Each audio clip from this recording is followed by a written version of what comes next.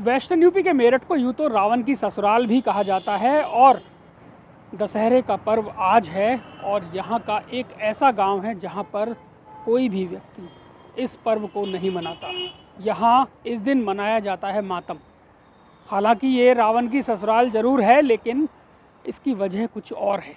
दरअसल हम आपको बता दें कि ज़िला मुख्यालय से करीब 20 किलोमीटर की दूरी पर गगोल गांव है और गगोल गांव में आज ही के दिन 166 साल पहले 9 क्रांतिकारियों को अंग्रेज़ों ने फांसी पर लटका दिया था। उसके बाद से आज तक भी इस गांव में कोई भी इस पर्व को नहीं मनाता। 10 मई 1857 को कोतवाल धन सिंह गुर्जर जी के नेतृत्व में मेरठ में विश्व प्रसिद्ध क्रांति का प्रारंभ हुआ था। इस क्रांति में मेरठ के आसपास के क्रांतिकारी गांवों के लोग सदर बाजार थाना के आसपास पहुंच गए थे और उन्होंने धन सिंह कोतवाल जी के नेतृत्व में जेलों को तोड़ा। 836 जो कैदी थे उन्हें छुड़ाया और उन्हें क्रांति में शामिल किया। आसपास के गांव पांचली, नंगला, घाट, गगोल, गुमी, नूरनगर, लिसाड़ी आदि सभी गांव के क्रांतिकारियों ने धन सिंह कोतवाल जी के नेतृत्व में क्रांति में भाग लिया।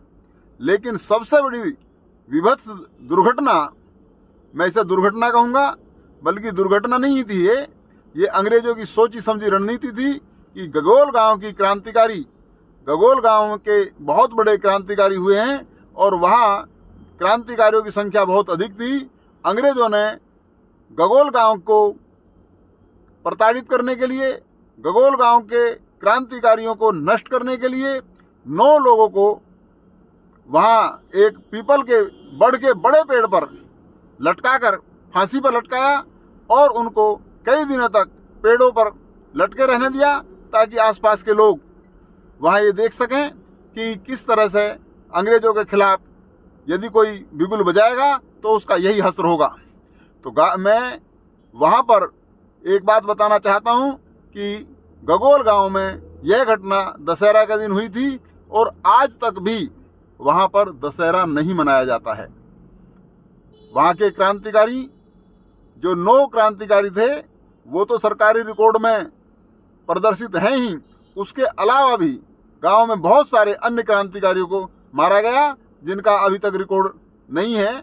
उनके बारे में भी शोध चल रहा है और जल्दी ही गगोल के उन क्रांतिकारियों को भी नमन करने का प्रयास किया जाएगा। बहरहाल विजयदशमी का मौका है और पूरे देश में जश्न का माहौल है, लेकिन वहीं देख सकते हैं कि जो गगोल गांव है यहाँ की गलियों में सन्नाटा पसरा हुआ है और यहाँ जो लोग हैं वो अपने उन अजीजों को याद कर रहे हैं जिन्होंने कभी ना कभी क्रांति का बिगुल बजाने की कोशिश की थी और शहादत दे दी थी इस देश की आज़ादी के लिए। श्रीपाल तेवतिया, ETV भारत, मेरठ।